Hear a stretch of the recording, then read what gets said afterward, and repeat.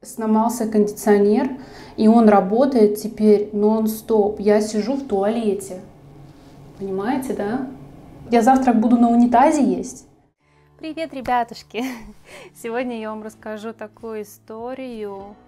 О май гад. Короче, я сейчас нахожусь в Корее на карантине. Это принудительный карантин, как они говорят, в government facility. Но на самом деле это отель, который не работает как отель, в котором ты должен сидеть 14 дней. Они тебя не выпускают. В смысле, ты не можешь вообще выходить из комнаты 14 дней. Они приносят тебе еду в 3 раза в день. И стоит это все 1500 баксов. Вы что, ебанутые, что ли? Короче, история. Зачем я в Южной Корее? Те, кто не видел мое предыдущее видео, пожалуйста, вот здесь. Оно немножко нудненькое, но зато там просто в очень всяких подробных деталях описано, с чем я занимаюсь, почему я поехала в Южную Корею. Но если коротко, как американцы говорят, long story short, я приехала short, long story short. Я приехала сюда на пластическую операцию. В данный момент все иностранцы, прибывшие из-за границы, обязаны пройти 2-недельный карантин. Ну что, конечно же, не очень приятно, так скажем, особенно платить такие огромные деньги за это все дело. Но, как вам сказать, если вы очень сильно хотите попасть в Корею, другого пути пока что нет. Ну вот и я тоже решилась пройти на этот карантин. Сначала думала подождать, пока его отменят, но потом решила, что, возможно, в моей жизни наступил такой момент, когда мне нужна какая-то перезагрузка, что, посидев 2 недели в комнате без алкоголя, тусовок, не знаю, прогулок и каких-то других отвлекающих факторов, возможно, я приду к чему-то новому. И если вы знаете, если вы подписаны на мой инстаграм, я на самом деле пришла к новому, к этому я достаточно долго шла, но я решила перестать делать ASMR, по крайней мере, перестать его хотеть делать в тех масштабах, которые я хотела его делать. Может быть, я его до сих пор и буду делать, но не знаю. В общем, когда я это решила, у меня прямо аж камень с души свалился. Но мне очень интересно делать влог. Я знаю, что у меня здесь, как я уже говорила, нет никаких просмотров. Ну и пофиг на эти просмотры. На самом деле, главное, чтобы мне было интересно и мне было прикольно. И, короче, ладно, давайте к теме. Дальше посмотрим. Я летела из города Цинциннати, я живу в городе Цинциннати, я летела сначала до Лос-Анджелеса, на самом деле нет прямых перелетов из Цинциннати до Лос-Анджелеса в данный момент, ну и раньше их было-то как-то очень так, знаете, раз-два я обчелся. В этот раз, по-моему, был какой-то, но он вылетал там в 6 утра, я думаю, нет, это что-то как-то напряжно в 6 утра вылетать, значит, надо ночью в аэропорт, буквально ночью, вообще ночь не спать, приехать в аэропорт, ну то есть это как-то, ну так, тяжело. Я летела через город Даллас американскими авиалиниями. Несмотря на то, что оба перелета были не очень длительные, по-моему, ну, что-то где-то 2-3, один 2 часа, другой 3 или 4 часа примерно. Я на самом деле очень устала, и я знала, что я устану, потому что даже любой стресс, несмотря на то, что если вы сидите и просто сидите на попе, да, и стрессуете, все равно у вас отнимается именно физическая энергия. Поэтому я заранее решила, что ночь перед полетом в Корею я проведу в отеле Лос-Анджелеса. Я сняла там влог, я надеюсь, что я его смонтирую, потому что я достаточно много наснимала, и сделаю тоже отдельное видео именно про этот отель. Продолжай. На утро после того, как я отдохнула в этом отеле, я уже полетела в Корею. Перелет был в 12 часов дня. Я летела корейским бизнес-классом. Видео, пожалуйста, я уже смонтировала. Видео точно есть. Вот здесь смотрите, пожалуйста, все. Очень я старалась, и мне показалось, что очень даже хорошее видео получилось. Прилетев в Корею, конечно, заняло достаточно много времени пройти через вот эти все ковид-тесты и какие-то прочие формальности. Достаточно много времени заняло это все. В общем, через, наверное, не знаю, часов 6 только после того, как я прилетела, я оказалась в отеле. К сожалению, отель нельзя выбрать. Конечно, я бы выбрала что-то получше, чем вот это вот, Но уж знаете, как есть, так есть. Что дали, то и дали, как называется.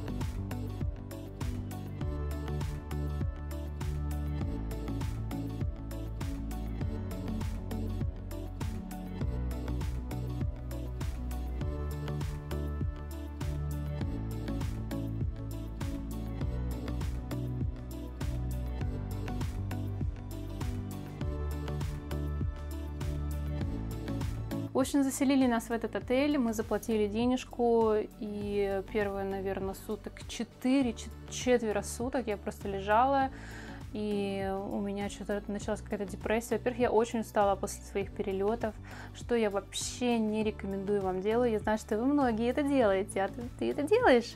Ты делаешь это, но я делаю. Что я вам не рекомендую делать в полете, это пить алкоголь. На донышке я сказала. Потому что у вас и так в полете получается dehydration, то есть обезвоживание идет, при этом вы не чувствуете жажду в полете, а она у вас есть. То есть вы пьете алкоголь, он еще больше воды из вас выгоняет. Как по-русски сказать? Обезвоживание. То есть он еще больше из вас воды выгоняет, и вы, получается, обезвоживаетесь и не пьете воду, и, в общем, ну, это тяжело. Но я люблю в полетах выпить винчик, если честно, вам так признаться. Такая вот я грешница. Так что и я летела в бизнес-классе, и вы знаете, я сказала девочке, да ты доливай мне винишко, пожалуйста, очень так давай. Но они, конечно, корейцы очень такие, вообще азиатский сервис, он такой очень услужливый, так скажем. В общем, я, мне кажется, немножко много выпила вина, потому что я уснула, проснулась и опять еще попросила. В общем, первые 4 дня я отходила от полета, от вот этого немножко у меня был hangover чуть-чуть, похмелье, наверное, так скажем. Потом за несколько дней до полета я сделала себе вакцину, американскую вакцину Moderna. Мне было так плохо после второй вакцины. После первой вообще было нормально. После второй вакцины, oh my goodness gracious, я просто лежала, у меня 2 дня была лихорадка, ну как, температура, да, fever, и у меня болело тело, была ломота в теле, я думала, что все, я, короче, умираю, несите завещание, буду писать, да. Мой бойфренд надо мной смеется, конечно, всегда. Он не верит, что мне так плохо. Он говорит, ты типа все драматизируешь. Думаю, ну блин, если бы ты так чувствовал себя плохо, у меня реально было, блин, очень плохо, я не драматизировала. В общем, я волновалась, что до моего полета мне не пройдет температура, а они меряют температуру, прежде чем запустить вас на борт, и вообще везде температуру мерят, и поэтому я боялась, что мало ли что, да. То есть сделать прививку от ковида, а в итоге с температурой тебя куда-то не пустят, нет. Но, слава богу, она прошла, эта температура, за 2 дня, получается, я прилетела на 4-й день после прививки, но мне, наверное, неделю еще такой был отголосок от этой прививки. Ну, было так, знаете, нехорошо. Но я думаю, наверное, лучше все-таки сделать прививку, чем ты будешь болеть. То есть, если поболел пару дней, это болеть не 2 недели, знаете, коронавирусом. Ладно, надо рассказать про отель. О чем же это видео? Это видео об отеле и об моем карантине. Нам приносят еду здесь 3 раза в день. Я выбрала вегетарианскую опцию меню, но, вы знаете, мне уже принесли 3 раза что-то рыбное, рыбный супчик, рыбки такие маленькие, мальки мне их принесли.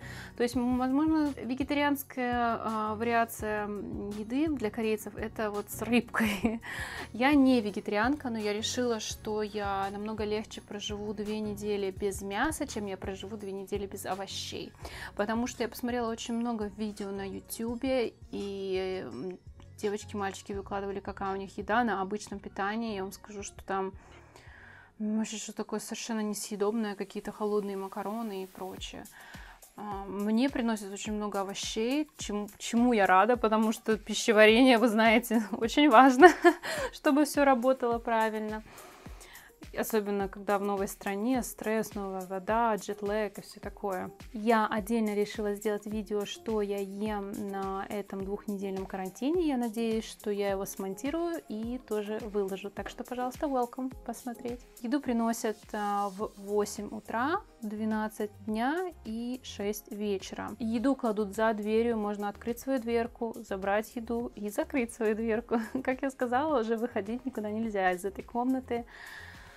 Слава богу, у меня открываются окна, я очень боялась, если вы смотрели мое предыдущее видео, я очень боялась, что мне не будут открываться окна, но они открываются, слава богу, они открываются, я могу открыть окно и хотя бы немножко носик высунуть на улицу. У меня в инстаграме спросили, а мусор у вас забирают, потому что я написала, что этот отель не работает как отель, вам не меняют полотенце, вам не меняют постельное белье, и как бы не убираются в вашей комнате. И меня спросили, а мусор у вас выносят? Да, мусор, слава богу, у нас выносят. Когда я заехала в номер, там были вот такие вот пакетики, такие вот оранжевые пакетики. Это biohazard sign или нет? Кто знает, можете мне подсказать или нет? Я, конечно, могла бы нагуглить, но я забыла сделать это до видео. В общем, такие вот оранжевенькие, веселенькие пакетики, прямо как сегодня моя тюремная роба. Если кто не догадался, это типа тюремная роба такая, да? Я покупала для косплея, который я так и не сделала. И в эти пакетики ты складываешь весь свой мусор, а мусора достаточно много, потому что они приносят еду в пластиковых упаковках одноразовых. Складываешь туда весь свой мусор, выставляешь 6 часов вечера за дверь, и они его выносят. Что стрёмно, что нельзя заказать еду извне, доставку еды нельзя сделать. Можно заказать посылку, какую-то сухую еду, типа, ну не знаю, там какой-то разводную лапшу или еда, которая срок годности не менее 1 месяца. Меня еще спросили, написали: Нина, а винишко пить нельзя? Нет, винишко нельзя пить. Там на двери висит, короче, знак, прямо бутылка вина перечеркнутая, винишко пить нельзя. Ну, оно, знаете, и хорошо. Знаете, такую чистку провести без винишка 2 недели, я вам скажу, recommend. Что стрёмно в этой комнате? Просто на этом карантине самое стрёмное, ну, в первую очередь, комната не была чистой. Я даже не стала это снимать, потому что я подумала, что вам у меня уже совсем станет жалко. Заехала в карантин, заплатила больше 100 000 рублей за 2 недели, и у тебя грязная комната? Ну, как бы да, то есть пришлось немножко прибраться самой, но ничего. Самое стрёмное после того, что здесь не было чисто, ладно, убрался и ладно, да, но самое стрёмное в этой facility, как говорится, это то, что здесь очень плохой интернет. Можно сказать, практически non-existent интернет. Слава богу, у меня проходят звонки по WhatsApp, то есть я могу звонить по WhatsApp, но через Viber звонки не проходят. Они проходят, но они теряются, да. То есть фильм я посмотреть не могу, фильм не загружается, какое-то видео на YouTube могу смотреть, потому что ты можешь его как бы поставить и как бы подождать, и оно загрузится. Фильмы я не смотрю на таких онлайн-площадках, как русские люди смотрят. Я обычно фильмы смотрю за плату на iTunes, и там надо скачать, или как-то тоже можно режим онлайн смотреть, но оно там не грузится так, как на YouTube. В общем, фильм я посмотреть не смогла. Я смогла закачать сериальчик. Кстати, очень рекомендую сериал, просто офигенный. Один из самых лучших сериалов я видела в своей жизни после «Игры престолов», наверное, number 2. Хотя, вы знаете, наверное, даже я бы не стала его сравнивать с «Игрой престолов», потому что это очень сильно разные жанры сериалов, да. Называется «Why Women Kill». Ребята и девчата, просто, я понимаю, что больше как-то типа женский фильм, но я считаю, что для мужчин тоже очень интересно было бы посмотреть. Это очень-очень-очень-очень увлекательно. Посмотрите этот сериал, вы просто не пожалеете. Блин, я вот хотела бы, чтобы мне так на английском языке было влог легко записывать, как на русском, да? Что тут еще стрёмно, помимо того, что интернет вообще не пашет половина розеток. Здесь розетка европейская, взяла переходники и прочее, но, знаете, половина розеток не работает, вторая половина, которая вроде как работает, когда вставляешь вилочку, надо еще вот так вот поделать, чтобы поймать вот этот вот electricity, да, в нее, что тоже very, конечно, annoying, очень так, ну, неприятненько. Еда здесь просто отвратительная. Я была в Корее уже, это 3-й раз мы в Корее. Корейская еда — это просто что-то с чем-то и майонезом сверху. Но, вы знаете, потому что я здесь стала такая голодная, у меня нет никакого просто больше выбора что-то другое съесть, как было у меня в предыдущие, да, разы я приезжала, попробовала корейскую еду, такая фу-фу-фу-фу, и сразу ем европейскую, нормально, да. Здесь у меня нет выбора, и я ем только вот их какой-то корейские, так скажем, произведения, кулинарные шедевры, хотя оно сделано тоже на европейский манер, но все равно много именно корейской такой фигни. И я из-за того, что я такая голодная, за эти дни, буквально, наверное, даже на 2-й, ну больше на 3-й, на 4-й день, мне эта невкусная еда стала казаться вкусной. То есть, видимо, с голодухи мне уже все что угодно, только накормите меня. Хорошо, что я взяла кофе, что я взяла чай, потому что кофе они приносят в таких вот маленьких вот пакетиках, в которые еще половина пустая, да? Половина пустая, половина вот этого кофе разводного, просто ужасно. Ну как, я вообще люблю кофе разводной, если честно, я и доширак тоже люблю, он тоже разводной. Я люблю разводной кофе, но его приносят очень мало. Так что очень хорошо, что я взяла свой кофе, настоящий кофе, да, молотый, и фильтры, которые одеваются так на кружечку. И я принесла свой чай. Вкусный чай. Он так утоляет жажду, я чувствую себя человеком. В общем так, первые 4 дня здесь, в этой тюрьме, я думала, что я сойду с ума. Вот честно, я думала, что сойду с ума, я думала, что все, я лежала, смотрела в потолок практически день и ночь. Ну, не ночью я спала, днем спала, а ночью смотрела в потолок, потому что у меня там в Америке совсем другое время. Я лежала, и я думала, что я просто уеду. Мне было так плохо, я думала, все. Я не могла, мне казалось, что я схожу с ума. Вот мне казалось, что все, у меня крыша едет. Я думаю, все, ну крыша сейчас едет, что я буду делать? Думаю, я лучше уеду, конечно, понятно, деньги потратила, и вообще глупо было бы приехать, потусить тут 3 дня на карантине и уехать обратно домой, но это был бы бред. Я думаю, нет, мне так плохо, для меня моя кукуха как бы намного важнее, и я думала, что я уеду. Но на 4-й день мне какой-то был такой переломный момент, мне было хуже всего на 4-й день, и я просто поняла, что все, это конец. И в этот момент произошел какой-то перелом, и все, и мне стало хорошо, легко, и прям хорошее настроение, даже, я бы сказала, слишком хорошее настроение. Я думаю, боже мой, это что, мания опять меня замучила? Мания — это такое состояние, собственно, для биполярного расстройства, которого у меня, слава богу, нет, но у меня есть какое-то вот такое, скажем, как будто как склонность к этому расстройству или, как скажем, чуть-чуть предпосылки, поэтому у меня иногда такое бешено хорошее настроение, что мне даже страшно становится за себя, потому что такое ощущение, как будто я сейчас просто выпрыгну из тела, мне так хорошо, весело, я не знаю, пробью головой потолок от счастья, ну и прочее. В общем, у меня хорошее настроение, мне осталось здесь всего 7 дней, сегодня половина моего срока. Спасибо, Боже, что уже прошло 7 дней. Вот. В общем, так, я как-то, мне кажется, сильно очень натараторила, но я пыталась рассказать побольше информации для вас, побольше интересной информации, и по сравнению с предыдущим видео, где я рассказывала, что я еду в Корею, где я просто сижу и так очень медленно что-то рассказываю, я пыталась немножко больше в энергии это делать, с энергией. В общем, спасибо вам большое, ребята, что вы посмотрели это видео. Я вас очень люблю. Я знаю, что мой канал это просто никуда не выйдет, не уйдет, никогда не получит никаких подписчиков. Но мне очень нравится это делать, хотя я очень волновалась перед съемками этого видео. И во время съемки я тоже очень волновалась. Но я надеюсь, что вам понравилось это видео. По крайней мере, я живая и такая, какая есть. Do not pretend anything, you know. Вот, ребятки, спасибо вам большое, пишите мне комменты, пишите в Инстаграм директ, я всем отвечаю. Спасибо большое, я вас люблю.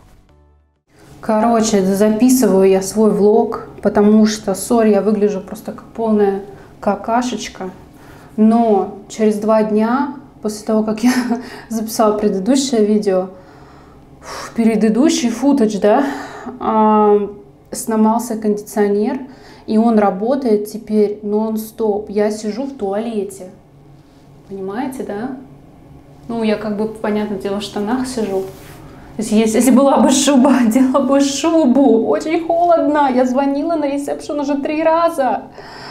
У меня не работает кондиционер. О май гад. Уже принесли завтрак. Я завтрак буду на унитазе есть. А если мне до вечера не придут? Потому что тут иногда ты что-то попросишь, они не приносят до вечера. Если до вечера никто не придет, я буду спать в ванной.